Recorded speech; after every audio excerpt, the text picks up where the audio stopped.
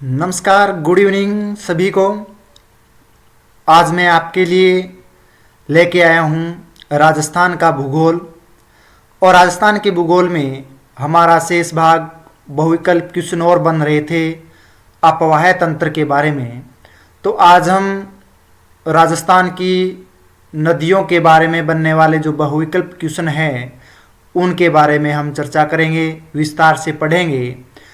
और ये क्वेश्चन बहुविकल्प रहने वाले हैं जो आपकी प्रतियोगिता परीक्षा के लिए बहुत ही महत्वपूर्ण ये क्वेश्चन रहेंगे। और इस क्लास को एकाग्रता के साथ और नोटबुक लेकर के मेरी क्लास में बैठेंगे और सभी विस्तार से अध्ययन करेंगे इसका। तो आपके कोई भी कंपटीशन का एग्ज़ाम हो, सीईटी का हो, पटवार का हो, ग्राम सेवक का हो, फर्स्ट ग्रेड हो, सेकंड ग्रेड हो या रीट का हो या चतुश्रेणी एग्ज़ाम का हो, तो इनमें सभी एग्ज़ाम में पूछे जाने वाले राजस्थान का अपवाह तंत्र में बहुत ही महत्वपूर्ण ये टॉपिक हैं। और ये मेरा 5वां भाग है और इस 5वें भाग में हम राजस्थान के नदी, झीलें और बांध से बनने वाले जो बहुविकल्प क्वेश्चन हैं वो आपको विस्तार से पढ़ाएंगे। और इससे पहले मैंने 4 वीडियो अपलोड कर दिए हैं, तो आप जाकर के मेरी चारों क्लासें 1 से लेकर के 4 तक आप पढ़ोगे और उनके जो क्वेश्चन हैं वो आप नोटबुक में नोट कर लीजिए और उसके बाद में इस क्लास के जो क्वेश्चन हैं वो भी आप नोट कर लीजिए। तो ये सभी एग्जाम में पूछे जाने वाले क्वेश्चन हैं, तो हम ज़्यादा समय नहीं लेंगे, ज़्यादा वक्त नहीं लेंगे और हम शुरू करते हैं आज की बहुत ही महत्वपूर्ण क्लास। और वो क्लास रहेगी राजस्थान का भूगोल। और राजस्थान के भूगोल में टॉपिक है वो है अपवाह तंत्र के बारे में। तो राजस्थान के अपवाह तंत्र में हम क्वेश्चन नंबर 1 में चलते हैं और हमारे लिए पहला क्वेश्चन होगा ये। और इस क्वेश्चन में पूछा गया है कि सुमेलित कीजिए, यानी सुमेलित करने वाले क्वेश्चन हैं और इसमें सूची 1 से सूची 2 में सुमेलित करने हैं। तो एक तरफ जिले दे रखे हैं जिसमें भरतपुर जिला, बीकानेर जिला, झुंझुनू जिला और सवाई माधोपुर जिला, ये 4 जिले हैं। और इनको किनके साथ में सुमेलित करना है, तो सूची 2 में आपके सामने दे रखी है माधो सागर की, पन्नालाल साहे तालाब, अनूप सागर या बंद बारेठा। ये 4 विकल्प है और इनमें से हमें सही विकल्प का चुनाव करना है कि कौन सा सही है। तो अगर भरतपुर की बात करें तो भरतपुर में आएगा वो है बंद बारेठा, यानी हम सुमेलित करते हैं बंद बारेठा भरतपुर जिले में। बीकानेर की बात करें तो अनूप सागर है, वो बीकानेर जिले में स्थित है। झुंझुनू की बात करें तो पन्नालाल साहे तालाब झुंझुनू जिले में है। और दौसा की बात करें तो माधो सागर है, वो दौसा जिले में मौजूद है। इसलिए हमारा जो करेक्ट विकल्प होगा वो होगा बी। तो बी है इसका करेक्ट आंसर है। अब हम इसके बारे में विस्तार से पढ़ते हैं कि भरतपुर में जो बंद बारेठा है वो भरतपुर जिले के बेयाना तहसील में है, यानी भरतपुर जो जिला है उसकी जो बेयाना तहसील है उसमें काकूड नदी पर स्थित ये बांध बनाया गया है, बंद बारेठा के नाम से जो जाने जाता है। तो ये काकूड नदी पर है बेयाना जिले में, भरतपुर जिले में, बेयाना तहसील में, भरतपुर जिले में। और इसे 1897 में पूरा किया गया था, यानी जो बनाया गया था 1897 में, तो बहुत प्राचीन या पुराना बांध कह सकते हैं बंद बारेठा के रूप में। तो ये भरतपुर जिले में है, बाकूड़ नदी पर स्थित है ये। और 1897 में वो बनकर के पूर्णतः तैयार हुआ था बेयाना तहसील में। तो नोट कर लीजिएगा आप इसके। अब हम बीकानेर में चलते हैं। तो बीकानेर में अनूप सागर है, जो अक्सर इसको सूरसागर के नाम से भी जाना जाता है, तो इसे सूरसागर भी कहते हैं। अनूप सागर को बीकानेर जिले में है। और बीकानेर के राज परिवार के लिए जल संरक्षण का ये पहले स्रोत हुआ करता था और ये बीकानेर शहर में ही स्थित है। तो बीकानेर में अनूप सागर है, इसको सूरसागर के नाम से भी जाना जाता है। अब हम चलते हैं झुंझुनू जिले की ओर, और झुंझुनू जिले में देखें तो पन्नालाल साहब तालाब के नाम से ये है, वो झुंझुनू जिले में है। तो पन्नालाल साहब तालाब झुंझुनू जिले में मौजूद है, जो हमने सीखा है, 2 नंबर पे टिक किया है। अब हम दौसा का माधो सागर में सुमेलित किया है, तो इसके बारे में पढ़ लेते हैं। माधो सागर बांध भी दौसा जिले में, जो बाणगंगा नदी पर स्थित है। तो ये आपको लिख लेना है, माधो सागर बांध दौसा जिले में बाणगंगा नदी के तट पर स्थित है। ठीक है, तो चारों के आपको विस्तार से बता दिया। माधो सागर बांध है दौसा जिले में है, बाणगंगा नदी पर। पन्नालाल साहब तालाब है झुंझुनू जिले में। अनूप सागर है वो है बीकानेर जिले में, और इसे सूर सागर के नाम से भी जाना जाता है। और बंद बारेठा है वो भरतपुर की बयाना तहसील में है, जो काकूड़ नदी पर स्थित है। तो इसका करेक्ट आंसर बी है, आप नोट कर लीजिएगा। अन्य क्वेश्चन बन रहे हैं वो भी आप नोट कर लीजिएगा, जो कि इस तरह से पूछ सकते हैं, माधो सागर बांध कौन सी नदी पर है, तो बाणगंगा नदी आपको याद होना चाहिए कि दौसा जिले में बाणगंगा नदी पर मौजूद है। ठीक है, अब हम नेक्स्ट क्वेश्चन की ओर चलते हैं, और हमारा अगला नेक्स्ट क्वेश्चन हमारा लिए रहेगा वो है ये,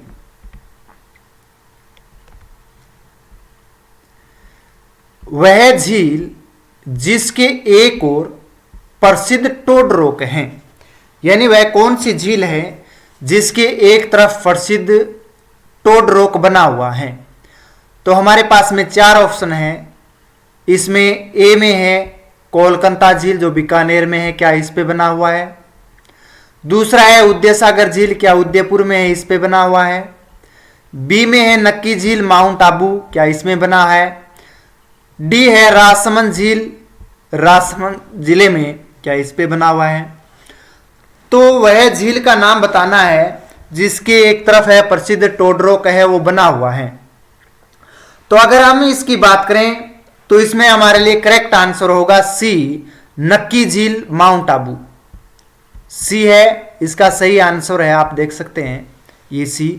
तो इसमें नक्की झील माउंट आबू है, और माउंट आबू में ये झील स्थित है जिसके एक और टोडरोक है। और टोडरोक क्या होता है कि एक तरफ है इस झील के चट्टान बनी हुई है। जिस तरह से मैं आपको बताता हूं, यहां ये मान लीजिए एक झील है जिसे नक्की झील माउंट आबू है, माउंट आबू है सिरोही में है। ठीक है, और यहां पर एक चट्टान बनी हुई है कोने में, इस तरह की एक चट्टान है, बहुत बड़ी चट्टान है, वो बनी हुई है। और इसकी आकृति लगती है जिस तरह से मेंढकनुमा आकृति में बैठा हुआ है, कि बड़ा विशाल मेंढक बैठा हुआ है और इस झील में आ रहा है, या इसमें प्रवेश करेगा, इस झील में, नक्की झील में। तो उसको बोलते हैं टोडरोक, ये इसको बोलते हैं टोडरोक, ये जो चट्टान है उसको। तो ये एक विशाल चट्टानी संरचना है जो मेंढक के समान आपको दिखाई देगी। आप वहां पर पर्यटन के रूप में कभी जाओ, देखो, तो ये बहुत ही महत्वपूर्ण है। ठीक है ना, आपको बहुत देख करके बहुत अच्छा लगेगा। तो आप वहां पर जाना, कुछ सेल्फी वगैरह भी लेना, वहां पर जाकर के आपको बहुत अच्छी लगेगी। ठीक है, तो एक विशाल मेंढक की, आप बहुत बड़ा मेंढक देख रहे हैं, इस तरह की आकृति है। और ऐसा प्रतीत होता है कि ये इस झील में छलांग लगाएगा, यानी कूदने के फिराक में है, इस झील में आएगा, प्रवेश करेगा, इस तरह से प्रतीत होता है ये मेंढक है। तो ये माउंट आबू में एक लोकप्रिय पर्यटन आकर्षक और शुभंकर भी इसका माना जाता है। तो ये प्रसिद्ध टोडरोक है वो नक्की झील में है, माउंट आबू में, जो एक बहुत बड़ी चट्टान है जो मेंढक की भांति प्रतीत होती है। अब हम नेक्स्ट क्वेश्चन की ओर चलते हैं, और हमारे लिए नेक्स्ट क्वेश्चन रहेगा ये, सुमेलित कीजिए। सूची 1 है, वो सूची 2 से सुमेलित करना है। तो एक तरफ माही दे रखी है और दूसरी तरफ जो गिरने वाली जो नदियां हैं वो दे रखा है। तो माही नदी, लूनी नदी, घग्गर नदी और पश्चिम बनास नदी, ये नदियां हैं। और इन नदियों में कौन सी नदी कहां गिरती है, तो इसके एक तरफ है कच्छ की खाड़ी, कच्छ का रण, मरुस्थल या खंबात की खाड़ी। तो इसमें 4 विकल्प हमारे पास में है। अब हमें सही विकल्प का चुनाव करना है। तो अगर हम देखें तो इसका करेक्ट आंसर हमने पढ़ा कि लूणी नदी है कि कच्छ की खाड़ी में है, वो लुप्त तो हो जाती हैं। ठीक है, यानी कच्छ की खाड़ी या कच्छ के रण में लुप्त हो जाती है लूणी नदी।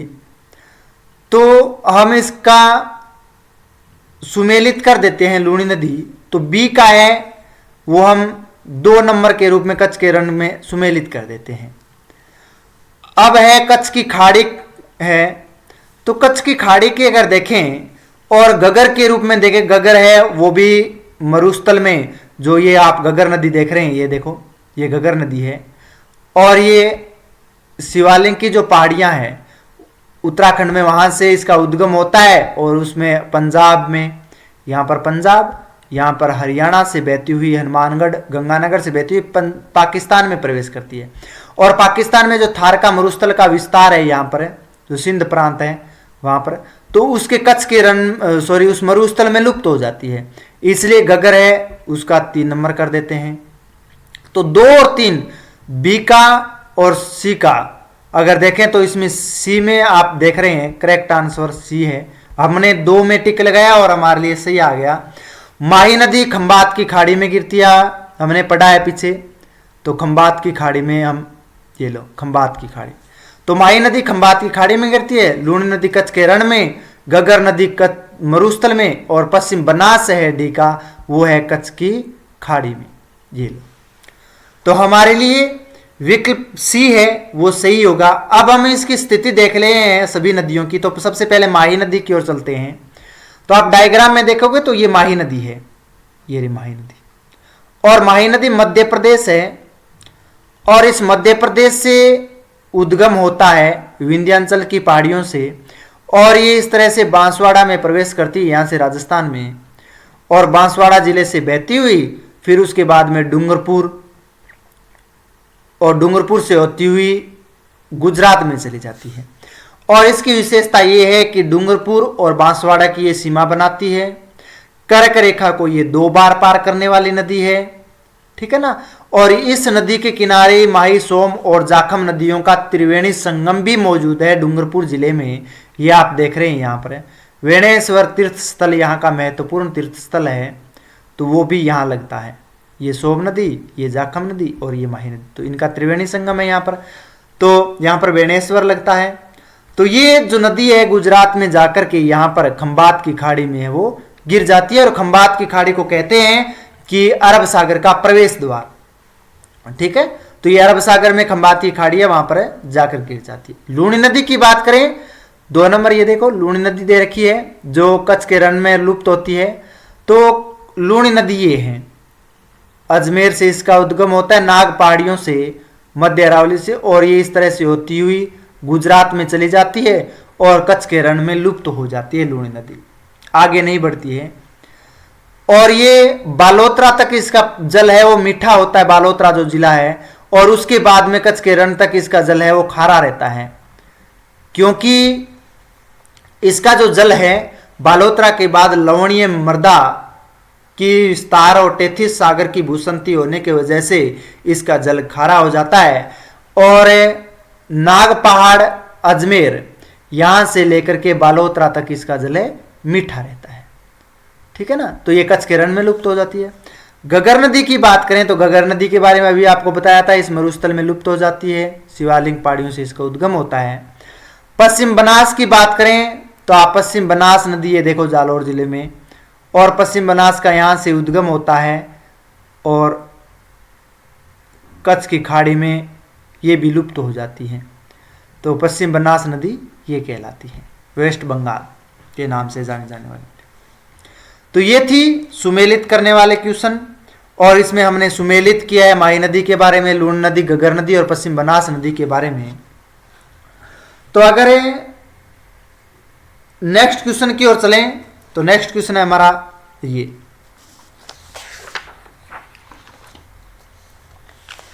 और इसमें पूछा गया है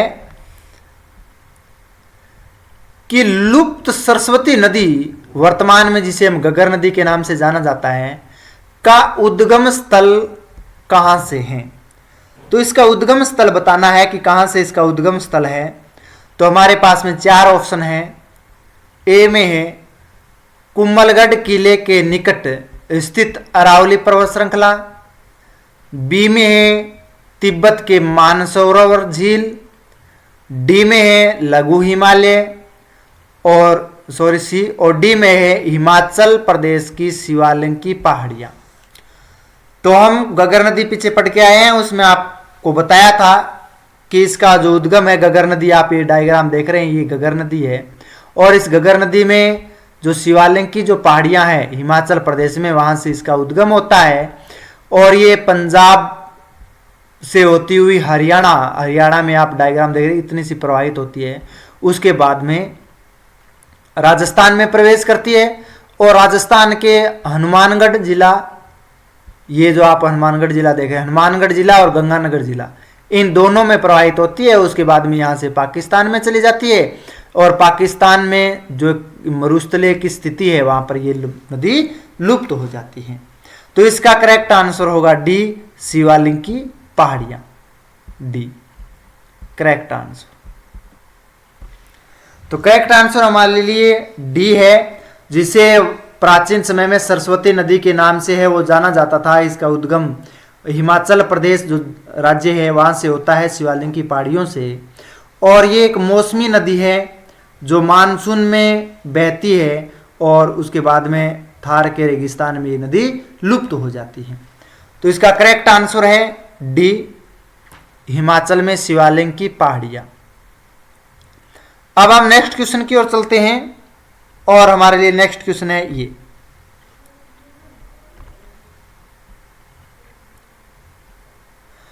रणकपुर जैन मंदिर किस नदी के तट पर स्थित है? सबसे पहले आप एग्जाम में बैठे हो तो सबसे पहले आपको उस क्वेश्चन को ध्यानपूर्वक पढ़ना है। और ध्यानपूर्वक पढ़ना है इस तरह से कि आपके माइंड में ये क्वेश्चन आराम से शांत मन से पढ़ो तो उसके आंसर आपके माइंड में आ जाए। क्योंकि इतना जल्दी तो कंप्यूटर भी नहीं होता है, उसको भी खोलते हैं तो जल्दी जल्दी खोलते हैं तो वो भी हैंग होने शुरू हो जाता है। तो हम कोई चीज़ क्वेश्चन पढ़ें तो उस क्वेश्चन को आराम से पढ़ें, एकाग्रता के साथ में पढ़ेंगे, तभी हमारे सामने उसके आंसर आने शुरू हो जाएंगे। तो हमें पढ़ना कैसे है? धैर्य से रणकपुर का जो जैन मंदिर है वो किस नदी के तट पर स्थित है। तो हमें बताना है कि रणकपुर का जैन मंदिर कौन सी नदी के तट पर स्थित है। तो हमारे पास में 4 ऑप्शन है, माही नदी, गंभीरी नदी, बेड़च नदी, मंथाई नदी। तो इसका करेक्ट आंसर दीजिए, रणकपुर जैन मंदिर किस नदी के तट पर स्थित है। और इस क्वेश्चन का आंसर मुझे कमेंट के माध्यम से दोगे। आपको देना है इन चारों नदियों में से आपको बतानी है कि कौन सी नदी के तट पर है रणकपुर जैन मंदिर है वो स्थित है। ठीक है, तो आपको इसका करेक्ट आंसर दोगे और मुझे आशा है कि आप सही आंसर दोगे इस क्वेश्चन का।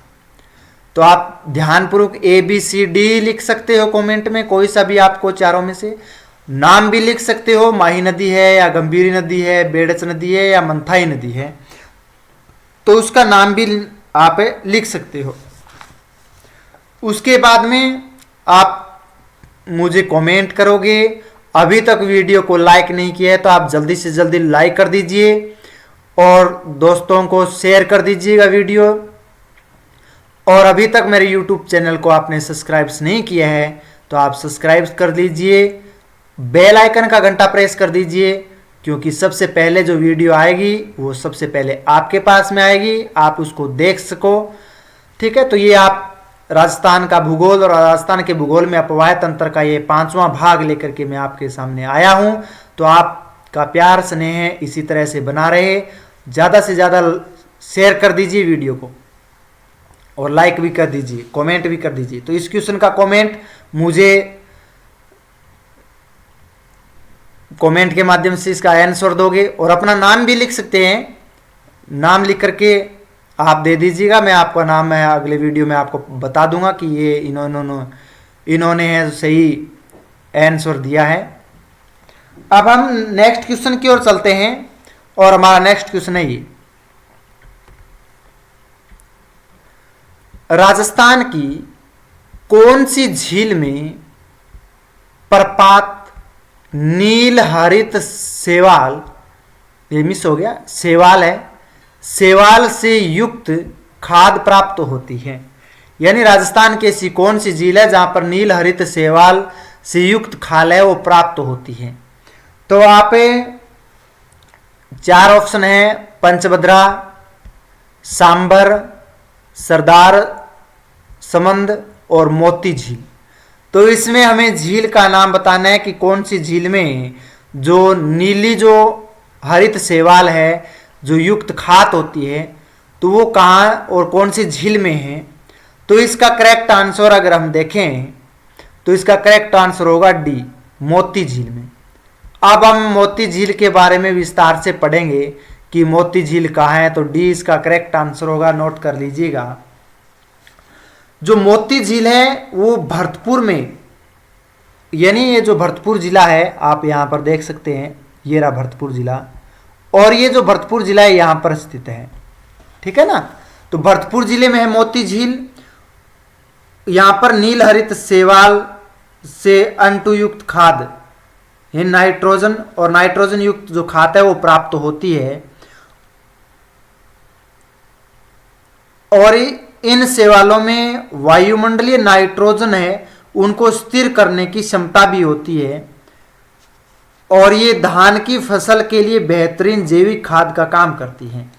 यानी जो धान की जो फसल होती है उनमें अगर डालें तो ये बहुत ही उपयुक्त है, बहुत अच्छी है। मोती झील है जिसे भरतपुर की जीवन रेखा भी माना जाता है भरतपुर में। तो मोती झील के बारे में लिख लीजिए, मोती झील भरतपुर जिले में है, इसे जीवन रेखा भी कहा जाता है, ठीक है। क्यों कहते हैं? क्योंकि वो वहां पर पीने के जल और सिंचाई के लिए जल है वो मुहैया कराती है, ठीक है। तो नील हरित शैवाल युक्त खाद है वो मोती झील में आप भरतपुर जिले में मिलेगी, और इसे जीवन रेखा के नाम से भी जाना जाता है भरतपुर जिले में। ये नाइट्रोजन युक्त खाद है जो धान की फसलों के लिए सबसे महत्वपूर्ण खादें मानी जाती हैं। अब हम नेक्स्ट क्वेश्चन की ओर चलते हैं। इस क्वेश्चन का आंसर डी है, मोती झील। आगे देखें तो ये इसका आप आंसर जल्दी से दोगे। गलत युग्म को चुनिए, यानी आपको गलत युग्म बताना है कि कौन सा गलत है।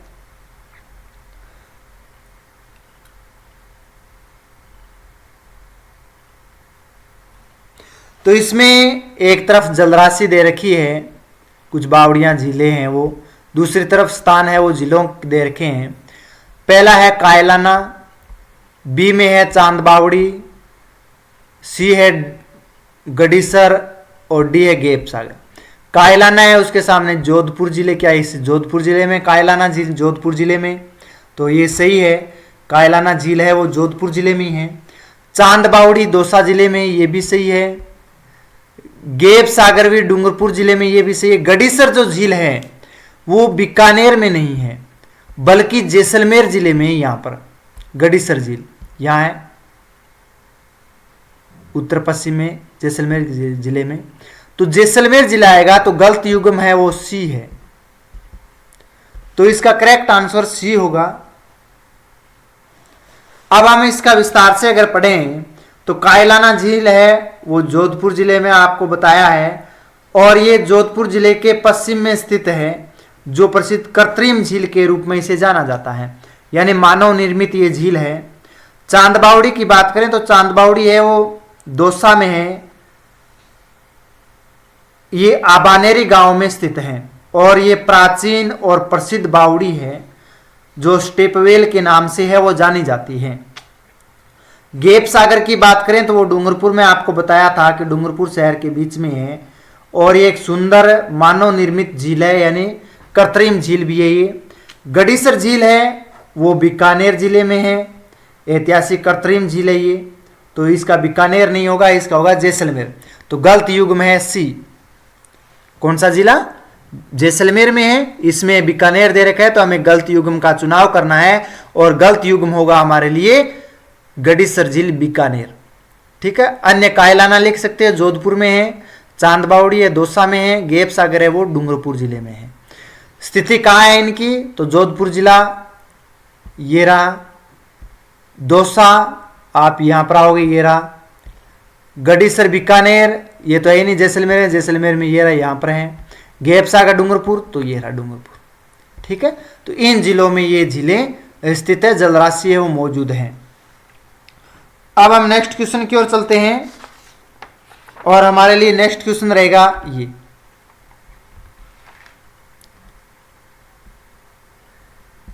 किस झील के किनारे सम्राट जहांगीर ने दौलतबाग तथा शाहजहां ने बारादरी का निर्माण करवाया था।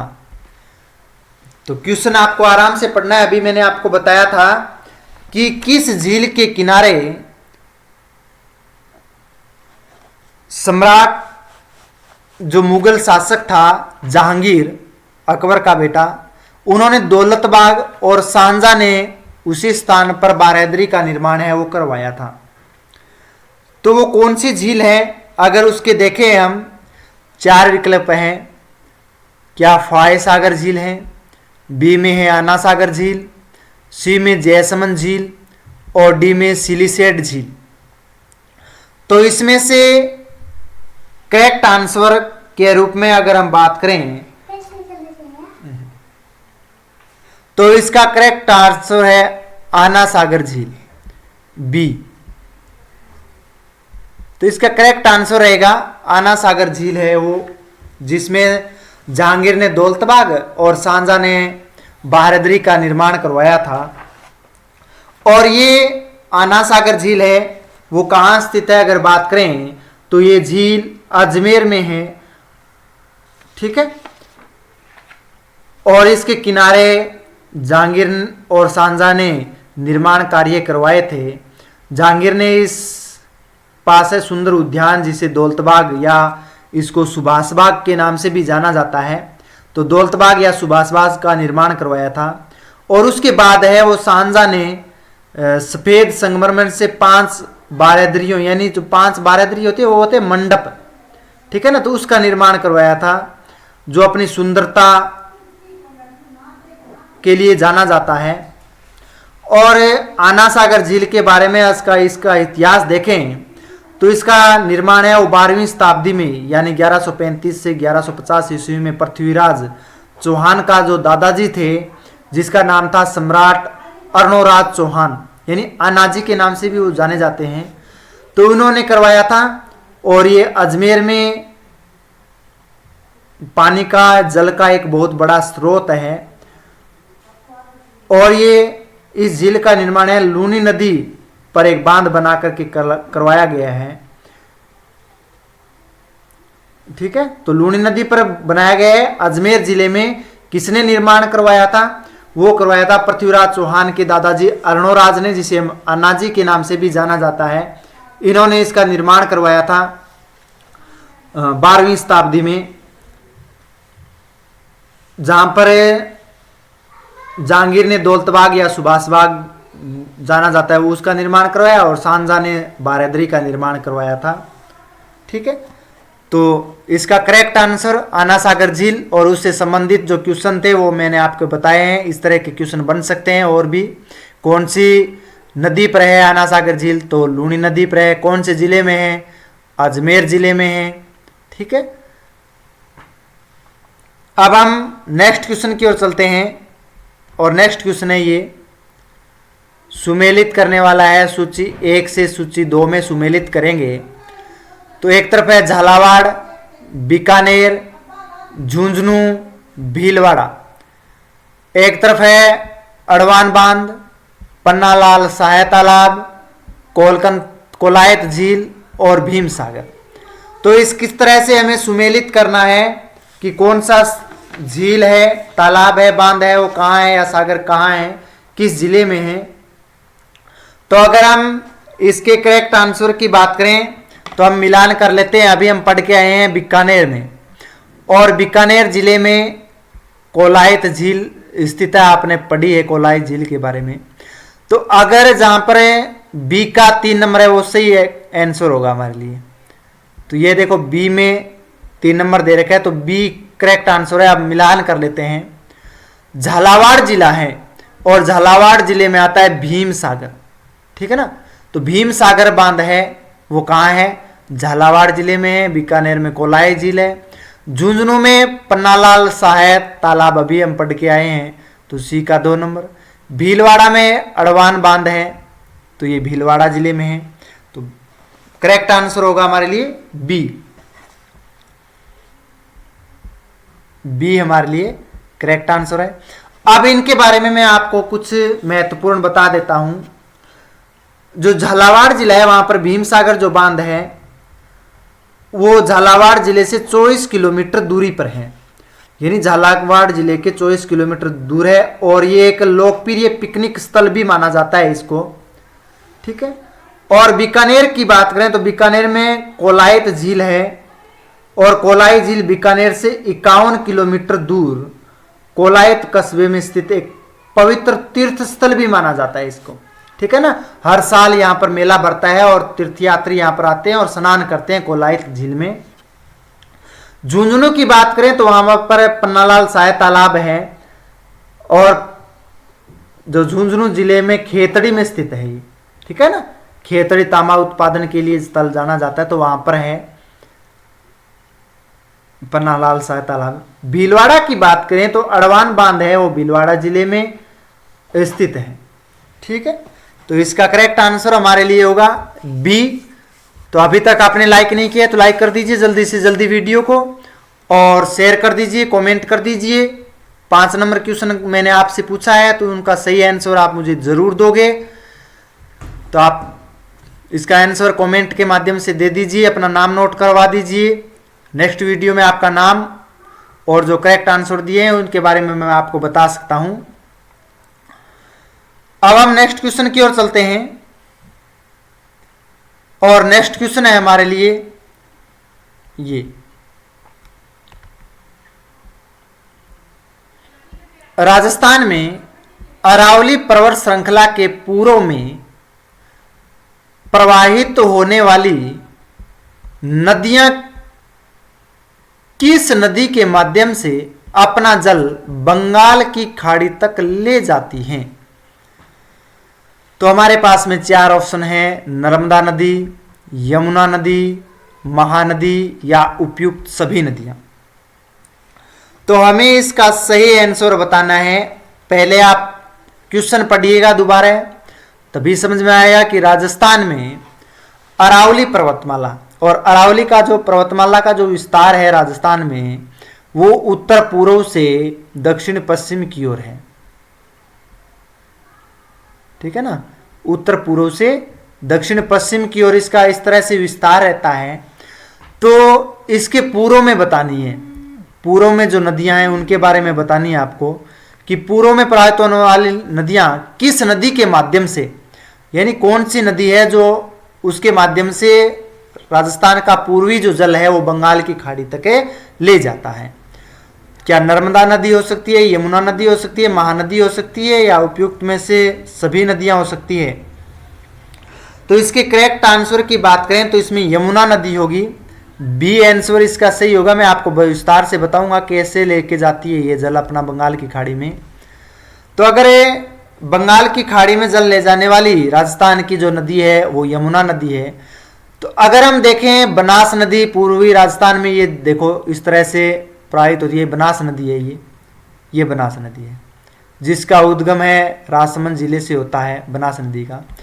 एक तरफ चंबल नदी है और उसकी बहुत सारी सहायक नदियां भी है। तो बनास है, चंबल की सहायक है, अन्य परवन है, काली सिंध है, आहू है, पार्वती है। तो वो सभी नदियां भी चंबल नदी की है। और चंबल नदी है वो यहाँ से धौलपुर से होती हुई उत्तर प्रदेश में चली जाती है। उत्तर प्रदेश में ये यमुना नदी में मिल जाती है और यमुना नदी है वो आगे जाकर के गंगा नदी में मिल जाती है। और गंगा और यमुना दोनों मिलकर के अपना संपूर्ण जल है वो बंगाल की खाड़ी में लेकर के जाती है। तो इसलिए गंगा का ऑप्शन नहीं है, इसलिए यमुना का है। तो इसका करेक्ट आंसर बी होगा। तो यमुना नदी है, इसका संपूर्ण जल राजस्थान का, पूर्वी राजस्थान का जल है वो बंगाल की खाड़ी में लेके जाती है।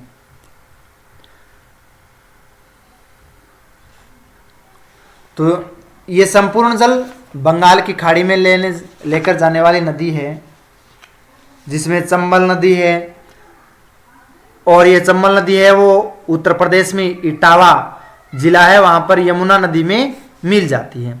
अगर बनास की बात करें तो ये पूर्णतः बहने वाली सबसे लंबी नदी है राजस्थान की, और ये सवाई माधोपुर जिले में रामेश्वर के पास है वो चंबल नदी में मिल जाती है। अन्य नदियों की बात करें तो बनास है, काली सिंध है, पार्वती भी है, गंभीरी भी है, बाणगंगा नदी भी यमुना में मिलती है। तो ये सभी नदियां यमुना में मिलती है और यमुना गंगा में मिलकर के ये बंगाल की खाड़ी में अपना जल लेके जाती हैं।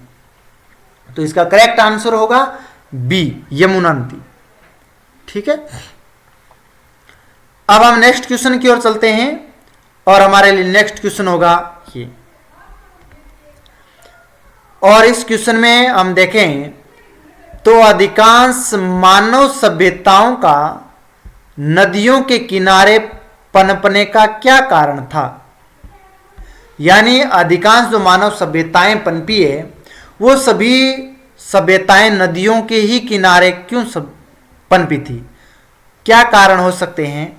तो ए में है वहां नदियों द्वारा लाई गई उपजाऊ मिट्टी का होना, बी में है पानी की उपलब्धता, सी में है नदियों का परिवहन मार्ग के रूप में प्रयोग करना, डी में है उपयुक्त सभी।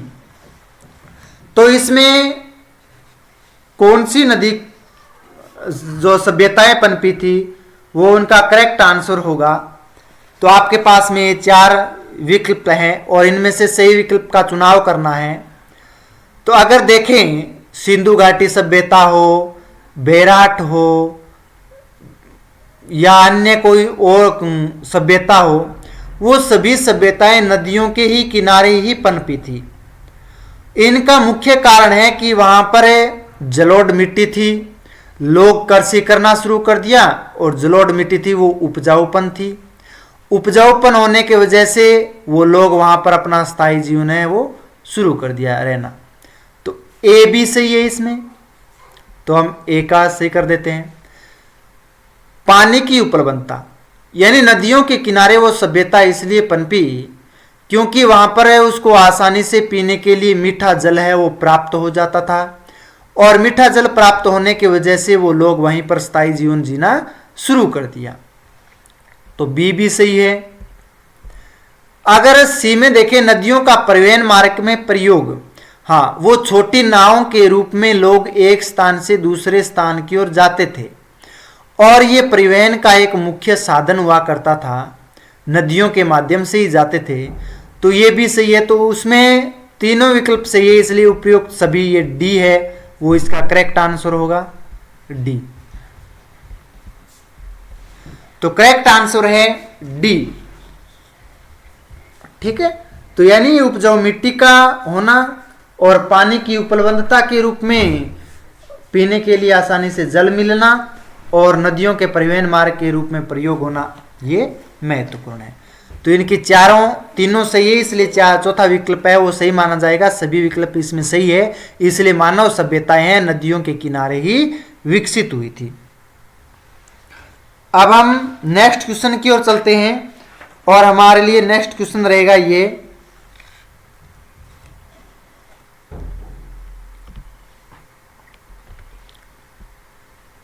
कि 12 जिले के भोरगढ़ अभ्यारण्य, कौन सा अभ्यारण्य, भोरगढ़ अभ्यारण्य से कौन सी नदी बहती है। यानी 12 जिले के भोरगढ़ अभ्यारण्य से कौन सी नदी है वो बहती है। तो हमारे लिए 4 ऑप्शन हैं, क्या चंबल नदी ए में, बी में काली सिंध नदी, सी में परवन नदी और डी में पार्वती नदी। तो इसमें हमें सही विकल्प का चुनाव करना है। तो कौन सी नदी के किनारे हैं या किस जिले में भोरगढ़ अभ्यारण्य है, वो किस नदी पर बनाया गया है।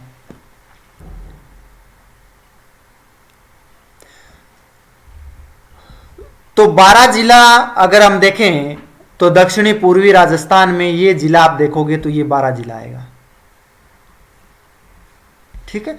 और इसमें एक अभ्यारण्य है भोरगढ़ अभ्यारण्य, और यहां से जो नदी प्रवाहित होती है इसमें पार्वती नदी भी है, परवन नदी भी है, काली सिंध नदी भी है,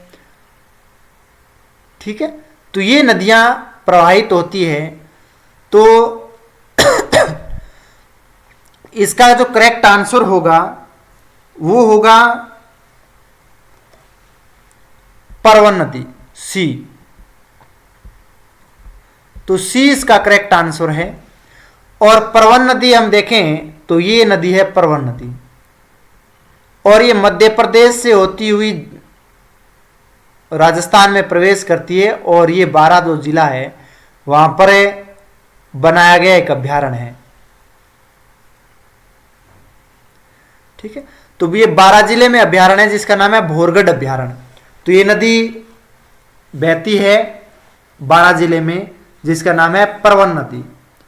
तो 12 जिले में स्थित है शेरगढ़ अभ्यारण्य, परवन नदी पर है।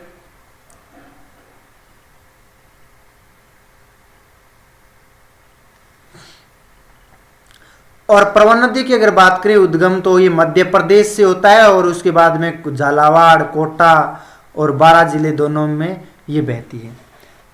सॉरी वो कोटा, ये है 12, ये देख रहे हैं ना, ये 12।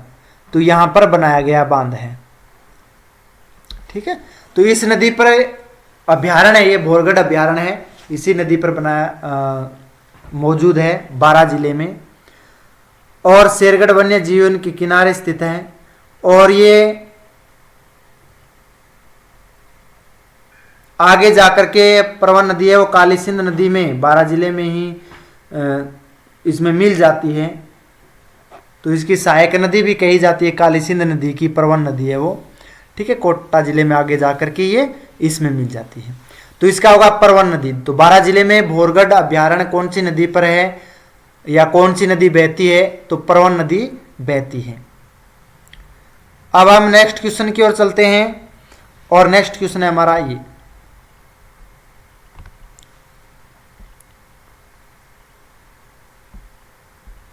बनास नदी का उद्गम स्थल कौन सा है। तो बनास नदी का उद्गम कहां से होता है, तो ए में है बेराट की पहाड़ियों से, बी में खमनोर की पहाड़ियों से, सी में गोगोंदा की पहाड़ियों से, डी में कुंभलगढ़ की पहाड़ियों से।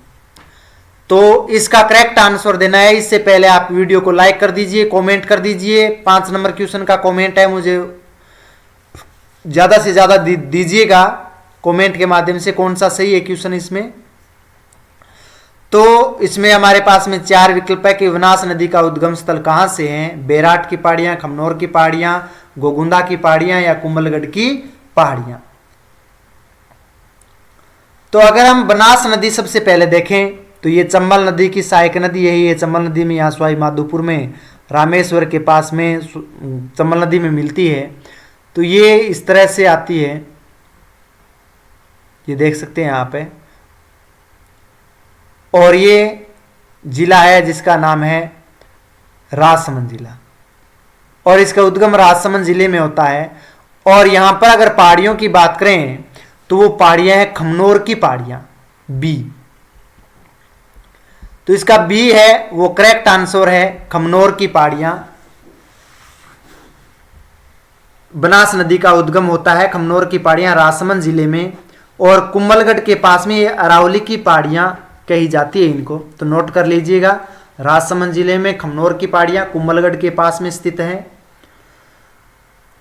और ये बनास नदी की बात करें तो ये राजस्थान में पूर्णतः बहने वाली सबसे लंबी नदी है, जिसकी लंबाई है लगभग 512 किलोमीटर है। तो ये भी नोट कर लीजिए, बनास नदी की लंबाई 512 किलोमीटर है। और इस नदी को है वन की आशा के नाम से भी जाना जाता है।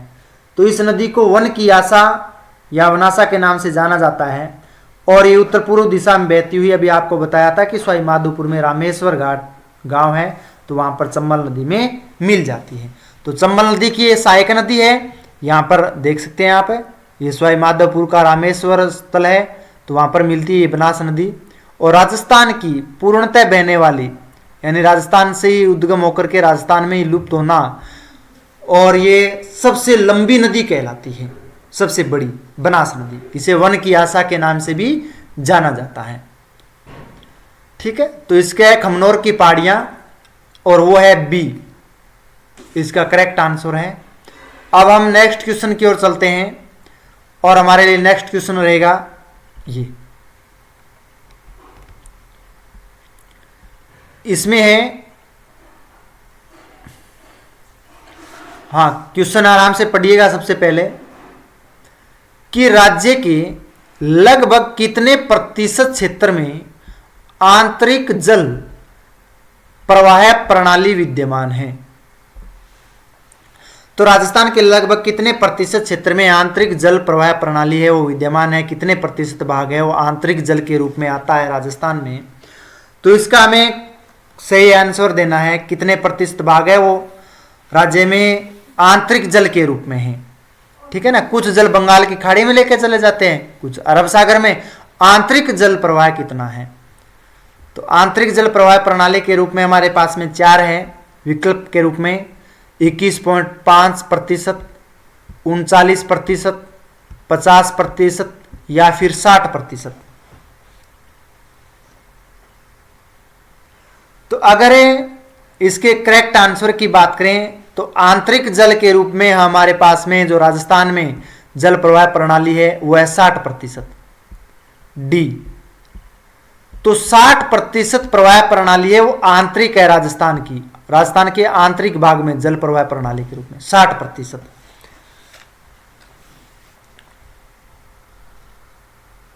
तो ये 60% भौगोलिक क्षेत्र के आंतरिक जल प्रवाह प्रणाली विद्यमान या मौजूद है राजस्थान में अगर कहें तो। और ये नदियां समुद्र तक नहीं पहुंचती है, और ये कहीं पर खाड़ी या फिर कुछ शुष्क क्षेत्र में है वो लुप्त हो जाती हैं। ठीक है ना, समाप्त हो जाती है ये नदियां, आगे नहीं बढ़ पाती है, नहीं तो बंगाल की खाड़ी में जाती है और नहीं आंतरिक अरब सागर में जाती है। तो इसका क्षेत्र है वो 60% है। और बंगाल की खाड़ी का अपवाह तंत्र की बात करें राजस्थान का तो वो 23% आता है। और मुख्य जो नदी है वो चंबल है, और चंबल नदी की सहायक नदियों के माध्यम से कहां पर जाता है, बंगाल की खाड़ी में जल जाता है। अरब सागर के जल के अपवाह क्षेत्र की बात करें तो वो है 17%, और उसमें लूनी, माही और उसकी जो सहायक नदियां हैं वो है। और आंतरिक की बात करें तो वो आता है 60%। तो आंतरिक 60, बंगाल की खाड़ी 23 और अरब सागर 17, तो टोटल 100% हो गए।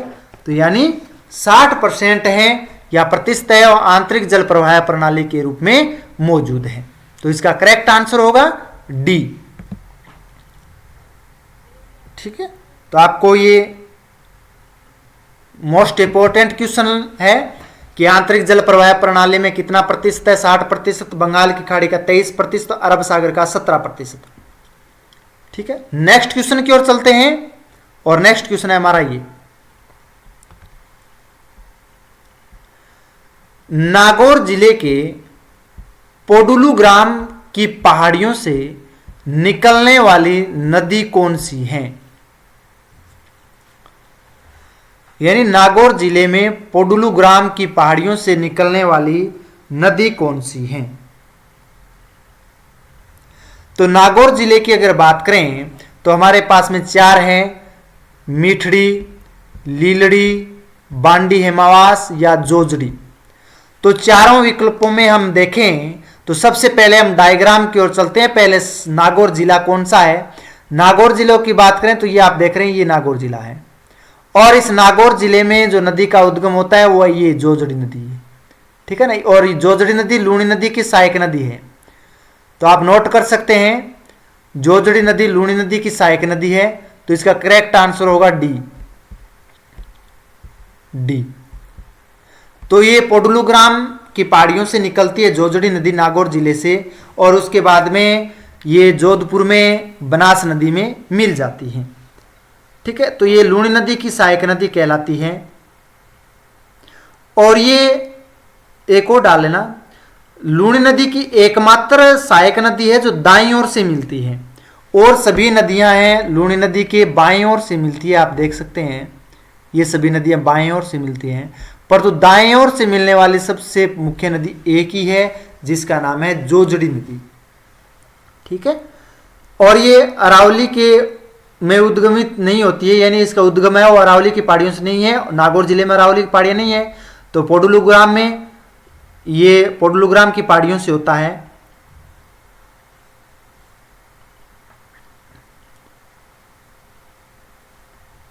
और ये जोधपुर जिले में किसमें मिल जाती है? लूणी नदी में मिल जाती है। तो इसका करेक्ट आंसर डी है, जोजड़ी नदी। पोडुलुग्राम से इसका उद्गम होता है और जोधपुर में ये लूणी नदी में मिल जाती है। और अगर अन्य बात करें इसकी, तो ये नदी एकमात्र ऐसी नदी है जो दाईं ओर से मिलती है लूणी नदी में, अन्य सभी नदियां बाईं ओर से मिलती हैं। अब हम नेक्स्ट क्वेश्चन की ओर चलते हैं, और नेक्स्ट क्वेश्चन हमारे लिए है वो ये रहा। सांबर झील से भारत के कुल नमक उत्पादन का कितने प्रतिशत उत्पादित होता है? यानी सांबर झील से भारत के कुल नमक उत्पादन का कितना प्रतिशत भाग प्राप्त होता है? तो 4 विकल्प हैं। 10% ए में, बी में 15%, सी में 12.5%, डी में 8.7%। इनमें से कौन सा करेक्ट आंसर है? कितना प्रतिशत नमक का उत्पादन होता है भारत को सांबर झील में? सांबर झील की अगर बात करें तो वो जयपुर जिले में है, जयपुर जिला, और जयपुर जिले में नागौर, अजमेर और जयपुर, यहां पर ये झील मौजूद है इस क्षेत्र में, जिसे सांबर के नाम से जाना जाता है, जो लवणीय झील है, खारी झील है। और वहां पर कितना प्रतिशत नमक का उत्पादन होता है भारत का? तो अगर बात करें तो इसका डी है 8.7%। 8.7% नमक का उत्पादन है वो किया जाता है भारत में सांबर झील से। और इसमें अगर हम पढ़ें 8.7 उत्पादित करने वाली ये जो सांबर झील है वो भारत की सबसे बड़ी अंतर्देशीय खारे पानी की झील के नाम से भी जाना जाता है। तो नोट कर लीजिएगा, अंतर्देशीय, भारत की सबसे बड़ी अंतर्देशीय खारे पानी की झील है, और राजस्थान में इसका नमक उत्पादन में एक माने तो प्राथमिक स्रोत है ये। ठीक है, तो 8.7% इसका उत्पादन होता है। तो इसका डी आंसर है वो करेक्ट होगा। अब हम नेक्स्ट क्वेश्चन की ओर चलते हैं, और नेक्स्ट क्वेश्चन है हमारा ये,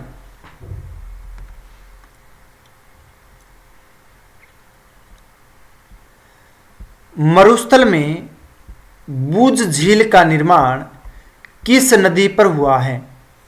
यानी मरुस्थल में बूझ झील का जो निर्माण है वो कौन सी नदी पर हुआ था, ये बताना है आपको। तो बूझ झील है, इसमें हमारे पास में 4 विकल्प हैं, और चारों में अगर देखें, ए में है कांतली, बी में है घग्गर नदी, सी में है कांकनी नदी, और डी में है लूणी नदी। तो बूझ झील का निर्माण है और किस नदी पर हुआ है? तो इसका हमें, ये मरुस्थल में स्थित है झील, और मरुस्थल में स्थित होने की वजह से अगर नदी की बात करें तो वो जैसलमेर में एक नदी है, कांकनी नदी, सी। ठीक है ना, तो करेक्ट आंसर है सी। और कांकनी नदी आप ये देख रहे हैं, तो इस नदी पर है वो झील स्थित है जिसका नाम है बूझ झील। इस पर निर्माण किया गया है। क्यों किया गया है तो मैं आपको विस्तार से बताऊं अगर इसको, तो कांकनी नदी है जिसे मसूरदी नदी भी जाने जाते हैं, क्योंकि स्थानीय भाषा में जैसलमेर में इसको मसूरदी नदी के नाम से जाना जाता है, जो एक मीठे पानी की जो बूझ झील है वो इसी के नदी के किनारे हैं। और कांकनी नदी है वो कोटड़ी की पहाड़ियों से निकलती है जैसलमेर में, और ये सबसे छोटी नदियों में से एक है। ठीक है, जो जैसलमेर में प्रवाहित होती है और जैसलमेर में उद्गम, जैसलमेर में ये नदी लुप्त हो जाती है। ठीक है, तो ये बहुत मुख्यतः नदी है कांकनी नदी, और इसका कुछ भाग है या कुछ दूरी पर बहने के बाद ये दलदली भाग में और झीलों में ये नदी समाप्त हो जाती है, आगे इसका जल नहीं जाता है। तो इसलिए इसका करेक्ट आंसर सी है, कांकनी नदी। ठीक है, तो कांकनी नदी जैसलमेर जिले में है, जिसे मसूरदी नदी के नाम से जाना जाता है, और इसमें यहाँ पर एक झील है जिसका नाम है बूझ झील, जो कांकनी नदी में जैसलमेर जिले में निर्माण करवाया गया है इसका। तो इसका करेक्ट आंसर है कांकनी नदी। अब हम नेक्स्ट क्वेश्चन की ओर चलते हैं, और नेक्स्ट क्वेश्चन है हमारा ये,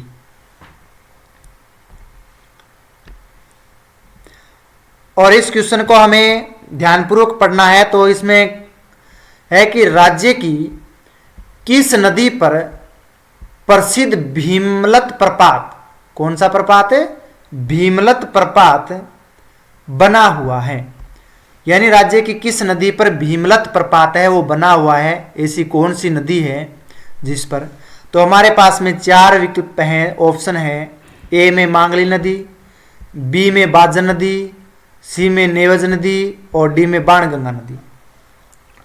तो अगर इसमें हम देखें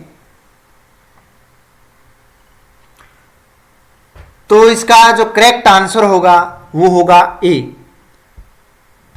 है मांगली नदी। तो ये इसका करेक्ट आंसर है मांगली नदी, और मांगली नदी पर है वो एक प्रसिद्ध जलप्रपात है जिसका नाम है भीमलत प्रपात। ठीक है ना, और ये कहाँ बहती है तो मैं आपको बताऊं मांगली नदी के बारे में विस्तार से। तो ये नदी बूंदी और चित्तौड़गढ़ जिले की सीमा के पास में स्थित है। ये आप देख रहे हैं चित्तौड़गढ़ और बूंदी, चित्तौड़गढ़ और बूंदी यहाँ पर सीमा पर, ठीक है ना, जिसका नाम है मांगली नदी। तो वहां पर जलप्रपात बना हुआ है जिसका नाम है भीमलत जलप्रपात। और ये मांगली नदी मेज नदी की सहायक नदी है, और आप देख रहे हैं इधर से मेज नदी आती है और मेज नदी इस तरह से जाती है, और ये इसकी सहायक नदी कहलाती है। ठीक है ना, तो मांगली नदी मेज नदी की सहायिका, और मेज नदी है वो चंबल नदी की सहायक नदी है। अन्य जानकारी बताएं तो अगर हम जाने तो महाभारत काल में पांडवों को प्यास बुझाने के लिए इस झरने का, प्रपात का है वो निर्माण किया गया था, और ये बहुत ही महत्वपूर्ण है। और इसी पर एक मेनाल प्रपात भी है जो 8वीं शताब्दी में भूकंप के कारण है वो बना हुआ था। तो भीमलत प्रपात है जो पांडवों के द्वारा निर्माण किया गया था और भीम के द्वारा किया गया था, इसलिए इसका निर्माण है वो भीमलत प्रपात के रूप में इसका निर्माण हुआ था, जो मांगली नदी पर है। और मांगली नदी है वो मेज नदी की सहायक नदी है, और मेज नदी अपना संपूर्ण जल है वो चंबल नदी में लेकर के जाती है। तो इसलिए इसका जो करेक्ट आंसर होगा, सही आंसर होगा वो होगा मांगली नदी। और चित्तौड़गढ़ और बूंदी जिले में ये नदी का प्रवाह होता है। ठीक है, नेक्स्ट क्वेश्चन की ओर चलते हैं, वो है ये,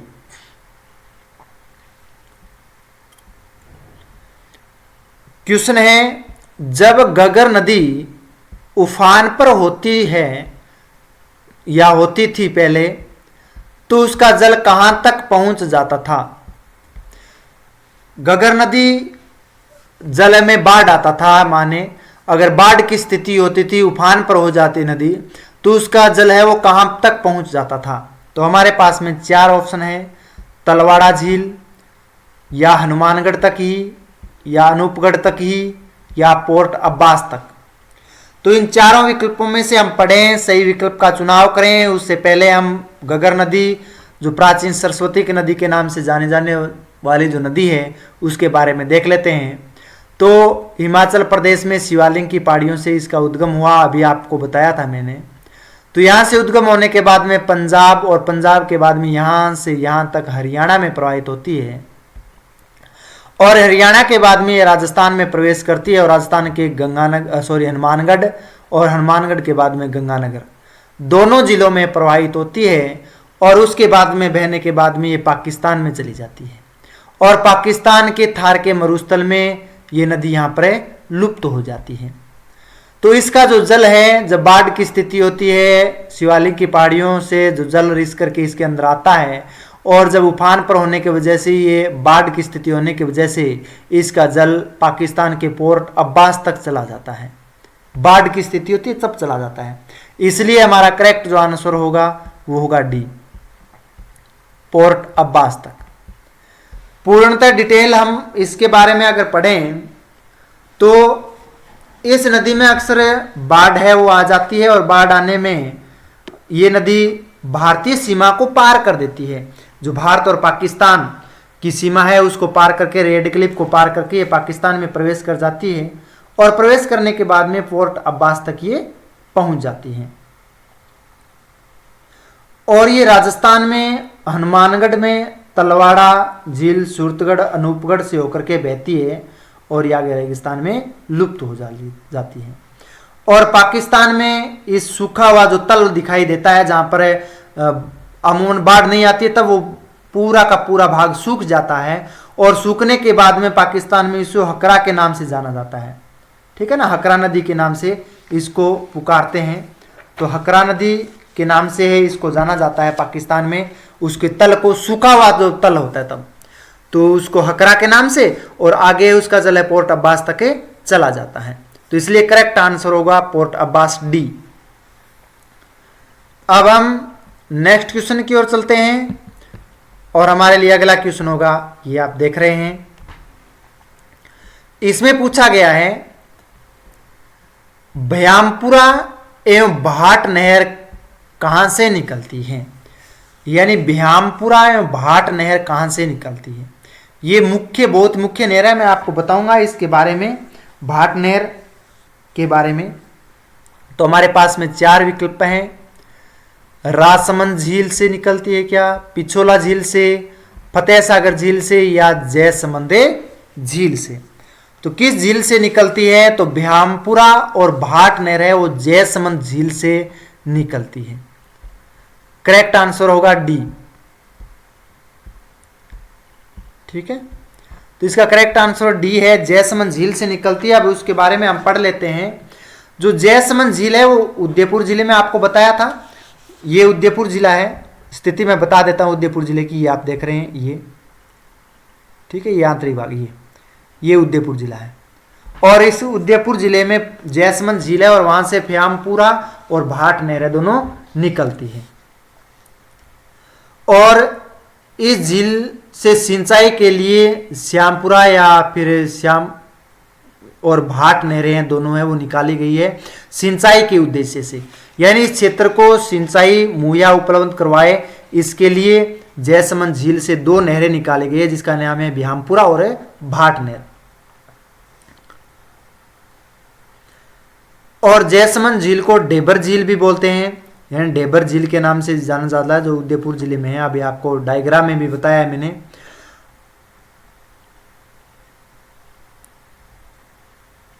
क्यों कहते हैं डेबर झील, क्यों कहते हैं, क्योंकि डेबर दर्रे में गोमती नदी पर बांध बना करके बनाई गई थी।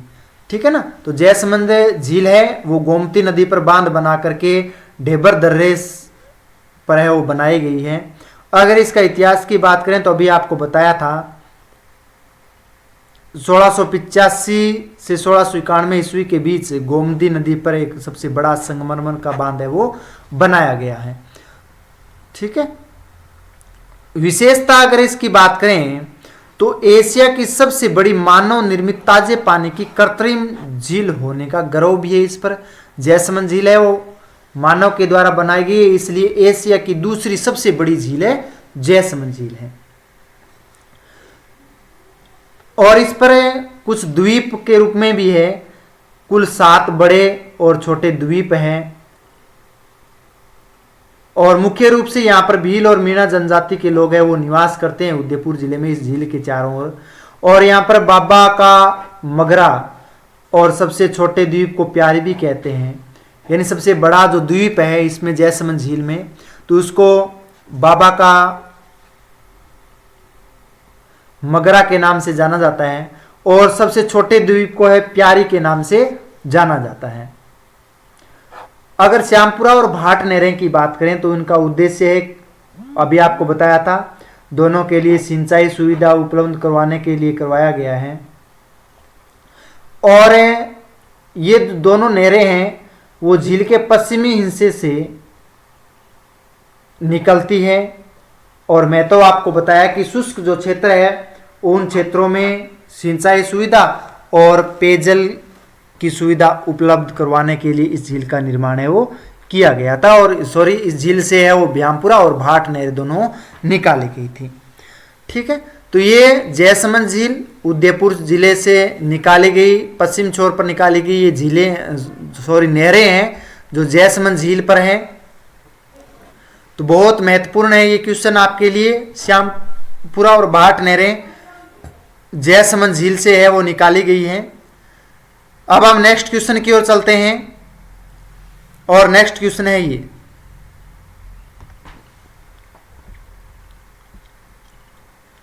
किस नदी का उद्गम सेवर की पहाड़ियों से होता है? यानी कौन सी नदी ऐसी है जिसका उद्गम है वो सेवर की पहाड़ियों से होता है? तो हमारे पास में 4 विकल्प हैं, और चारों विकल्पों में ए में है साबी नदी, बी में है कांकनी नदी, सी में है मोरेल नदी, और डी में है सोम नदी।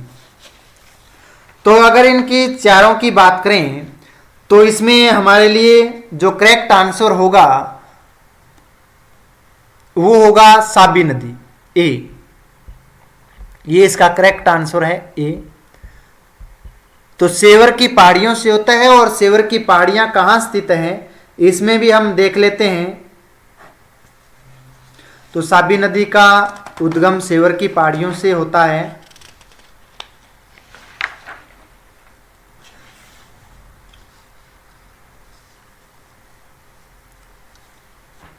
तो वो सेवर की पहाड़ियां साबी नदी है वो जयपुर में होता है।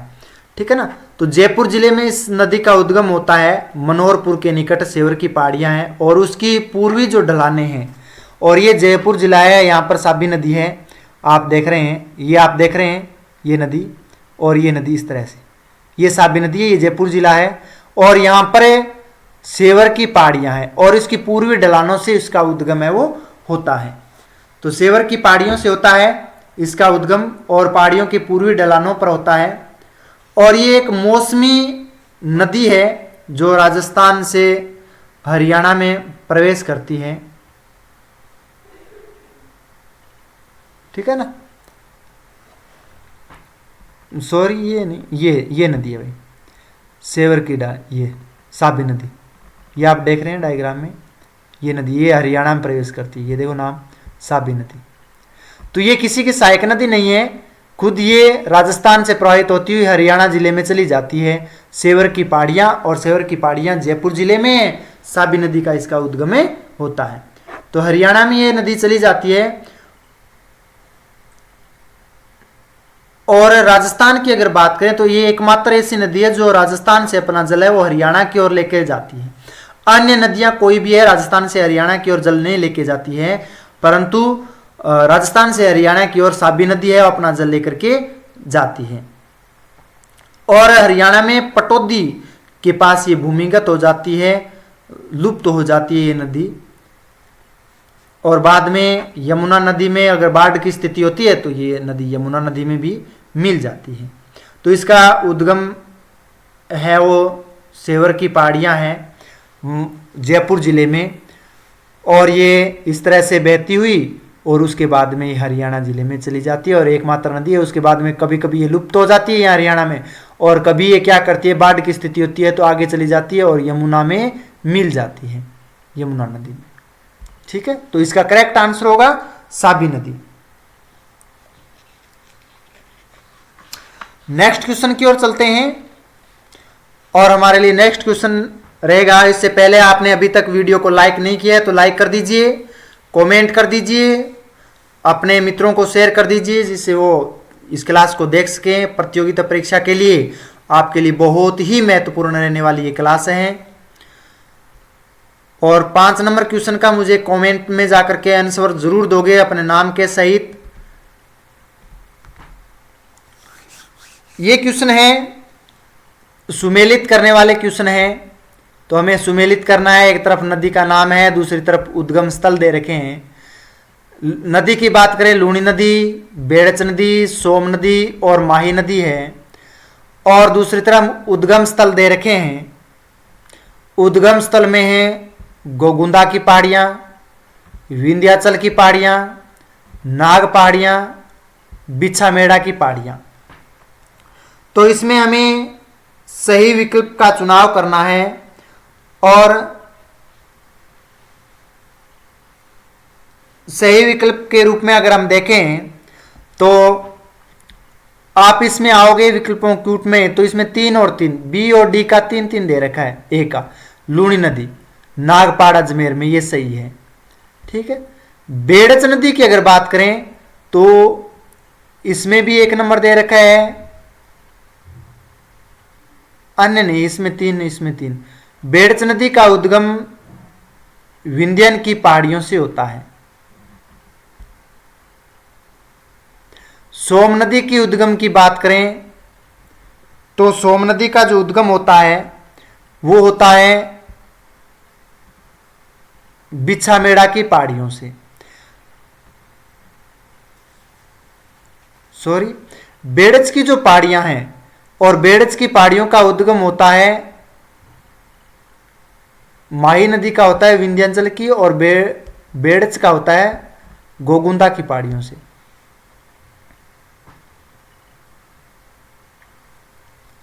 ठीक है। तो लूणी नदी का जो उद्गम होता है वो अजमेर में नाग पहाड़ियों से होता है, और वहां पर शुरू में इसे सागरमती के नाम से जाना जाता है। और यहां पर आप लूणी नदी देख सकते हैं, ये क्षेत्र है, और यहां पर इसका उद्गम होता है जिसका नाम है नाग पहाड़ियां। बेड़च नदी की अगर बात करें तो बेड़च नदी का जो उद्गम होता है वो उदयपुर जिले में गोगुंदा की पहाड़ियों से होता है। ठीक है ना। बेड़च नदी का है वो उदयपुर में गोगुंदा की पहाड़ियों से होता है। ये आप देख रहे हैं बेड़च नदी, ये रही बनास की सहायक नदी है, और इसके माध्यम से जल बनास में डाला जाता है। ये गोगुंदा की पहाड़ियों से होता है। बेड़च नदी का उद्गम गोगुंदा की पहाड़ियों से। सोम नदी की बात करें तो सोम नदी है वो बिछा मेड़ा की पहाड़ियों से होता है। सोम नदी का उद्गम जो उदयपुर जिले में है, ऋषभदेव के पास है बिछा मेड़ा की पहाड़ियां। तो आप सोम नदी की बात करें तो उदयपुर में ये यहां से निकलती है बिछा मेड़ा की पहाड़ियां। ठीक है ना, ये उदयपुर है, ये सोम नदी।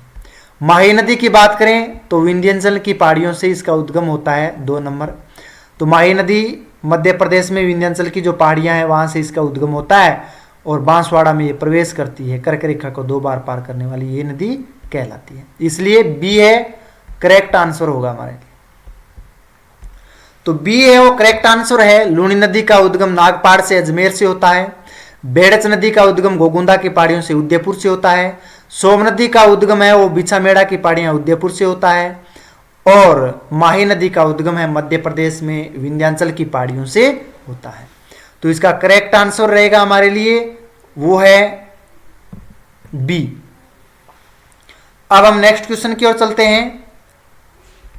तो हमारे लिए आज की क्लास के लिए बस इतना ही। आज की क्लास हमें इतना इजाजत देगी। तो आप इससे पहले राजस्थान ज्योग्राफी और रिवर्स के रूप में, नदियों के रूप में, झीलें, बांध के रूप में, प्रपात के रूप में मैंने 4 वीडियो अपलोड कर रखे हैं। तो आप जा कर के मेरे 4 वीडियो वो देख सकते हैं। उसमें बनने वाले बहुविकल्प क्वेश्चन हैं वो भी आप देख सकते हो। ये भाग 5 नंबर आपके लिए मोस्ट इम्पोर्टेंट है। तो आप इसको ज़्यादा से ज़्यादा शेयर कर दीजिएगा, कमेंट कर दीजिएगा। 5 नंबर क्वेश्चन है उसके बारे में बताएंगे मुझे कमेंट के माध्यम से। और चैनल को अभी तक सब्सक्राइब नहीं किया तो सब्सक्राइब कर दीजिए, लाइक कर दीजिए। और आपका स्नेह और प्यार मिल रहा है वो उसके लिए बहुत बहुत धन्यवाद। जय हिंद, जय भारत, बहुत बहुत धन्यवाद।